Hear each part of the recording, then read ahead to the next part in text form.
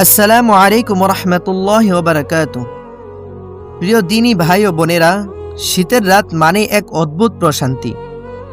কিন্তু এই হাড় কাঁপানো শীতে গরম বিছানা ছেড়ে ইবাদতে দাঁড়ানো কি খুব সহজ? আজকের ভিডিওতে আমরা আলোচনা করব শীতের এই কনকনে ঠান্ডা রাতে কষ্ট করে তাহাজ্জুদ পড়লে আল্লাহ তাআলা আমাদের জন্য কি বিশেষ পুরস্কার রেখেছে। শীতের রাতের বিশেষত্ব। 1 নাম্বার, শীতকালের দিন ছোট আর রাত অনেক লম্বা। একজন মুমিনের জন্য এটি ইবাদতের বসন্তকাল, যখন পুরো পৃথিবী গভীর ঘুমে মগ্ন, চারদিকে নিস্তব্ধতা। ঠিক তখন আল্লাহর নৈকট্য লাভের শ্রেষ্ঠ সময় হলো এই তাহাজ্জুদ।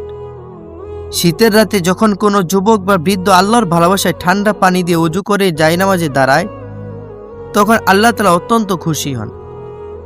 আল্লাহর ঘোষণা, যখন কোনো বান্দা ঠান্ডাকে অপেক্ষা করে সেজদায় লুটিয়ে পড়ে, তখন আল্লাহ ফেরেশতাদের ডেকে বলেন, তোমরা সাক্ষী থেকো, আমার এই বান্দা আমার কাছে যা চাইবে আমি তাকে তাই দেব। কোরআনের বাণী ও তাহাজ্জুদের মর্যাদা।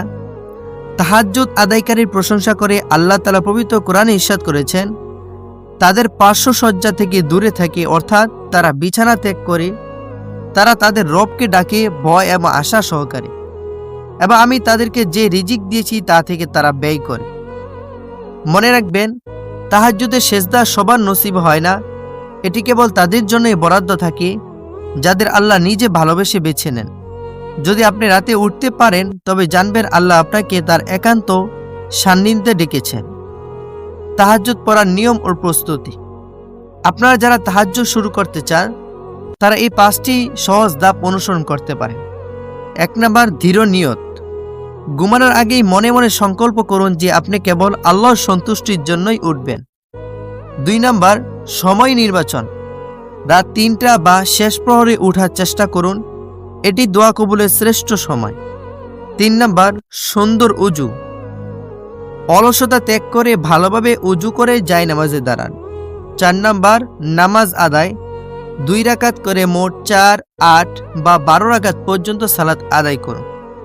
5 নাম্বার, একনিষ্ঠ দোয়া। নামাজ শেষে 2 হাত তুলে আল্লাহর প্রশংসা করুন। নিজের সব চাওয়া পাওয়া, কষ্ট আর গুনাহের কথা চোখের পানি ছেড়ে রবের কাছে বলুন। হাদিসের শিক্ষা ও উপকারিতা।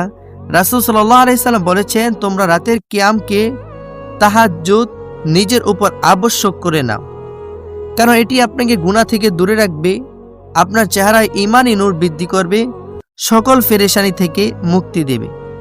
সহিহ বুখারীর 1145 নম্বর হাদিসে এসেছে, আল্লাহ তাআলা প্রতি রাতের শেষ প্রহরে দুনিয়ার আকাশে নেমে আসেন এবং ঘোষণা করেন, কে আমাকে ডাকবে, আমি তার ডাকে সাড়া দেব। কে আমার কাছে চাইবে, আমি তাকে তা দেব। পরিশেষে বলবো, শীতের রাতে তাহাজ্জুদ পড়া কষ্টের হলেও এর ফলাফল অত্যন্ত মিষ্টি। এটি আপনার ধৈর্য বাড়িয়ে দেয় এবং জান্নাতের পথ সুগম করে। তাই আসুন এই শীতকে অবহেলা না কাটিয়ে তাহাজ্জুদের মাধ্যমে আল্লাহর সাথে সম্পর্ক মজবুত করি। আল্লাহ আমাদের সবাইকে নিয়মিত তাহাজ্জুদ পড়ার তৌফিক দান করুন, আমিন। ভিডিওটি ভালো লাগলে শেয়ার করে অন্যদের উৎসাহিত করুন এবং আমাদের চ্যানেলটি সাবস্ক্রাইব করে পাশেই থাকুন।